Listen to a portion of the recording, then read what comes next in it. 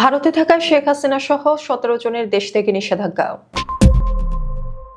ঢাকা চট্টগ্রাম মহাসড়কের মেঘনা গোমতী সেতুর টোল আদায়ের কার্যাদেশে অনিয়ম, সরকারি ক্ষমতার অপব্যবহার ও দুর্নীতির অভিযোগে করা মামলায় ক্ষমতাচ্যুতির পর ভারতে পালিয়ে থাকা সাবেক প্রধানমন্ত্রী শেখ হাসিনা সহ ১৭ জনের বিদেশ গমনে নিষেধাজ্ঞা দিয়েছেন আদালত। দুদকের আবেদনের পরিপ্রেক্ষিতে রোববার ২১ ডিসেম্বর ঢাকার মেট্রোপলিটন সিনিয়র স্পেশাল জজ আদালতের অবকাশকালীন বিচারক মোহাম্মদ আবদুল্লাহ আল মামুন এই আদেশ দেন।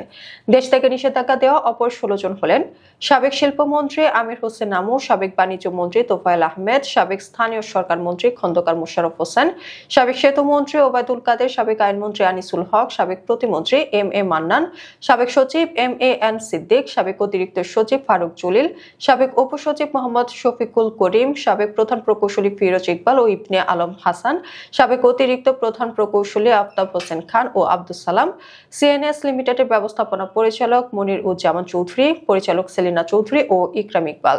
দুদকের জনসংযোগ কর্মকর্তা তানজির আহমেদ এই তথ্য নিশ্চিত করেছেন। দুদকের পক্ষে মামলার তদন্ত কর্মকর্তা ও সংস্থার সহকারী পরিচালক তানজিল হাসান তাদের দেশ থেকে নিষেধাজ্ঞা চেয়ে আবেদন করে। আবেদনে বলা হয়, একক উৎস ভিত্তিক দরপত্র আহ্বান করে কম্পিউটার নেটওয়ার্ক সিস্টেম লিমিটেড শতকরা ১৭.৭৫% হারে সার্ভিস চার্জ ৫ বছর মেয়াদে কার্যাদেশ পাওয়ার পরিপ্রেক্ষিতে মোট ৪৮৯,৪৩,৭৩,হাজার টাকা বিল গ্রহণ করে।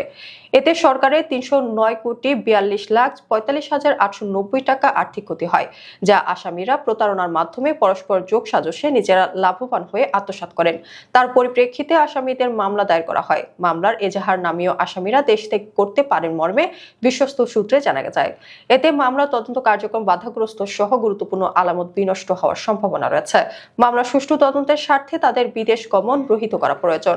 গত ১২ অক্টোবর শেখ হাসিনা সহ ১৭ জনের বিরুদ্ধে সংস্থাটির ঢাকা সমন্বিত জেলা কার্যালয় ঢাকা ১-এ দুদকের সহকারী পরিচালক তানজিল হাসান বাদী হয়ে মামলাটি দায়ের করেন। মামলায় অভিযোগ করা হয়, ২০১৬ সালে মেঘনা গোমতী সেতুর টোল আদায়কারী হিসেবে কম্পিউটার নেটওয়ার্ক সিস্টেম লিমিটেডকে নিয়োগ দিতে আগের দরপত্র ইচ্ছাকৃতভাবে বাতিল করে একক উৎসভিত্তিক দরপত্র আহ্বান করা হয়।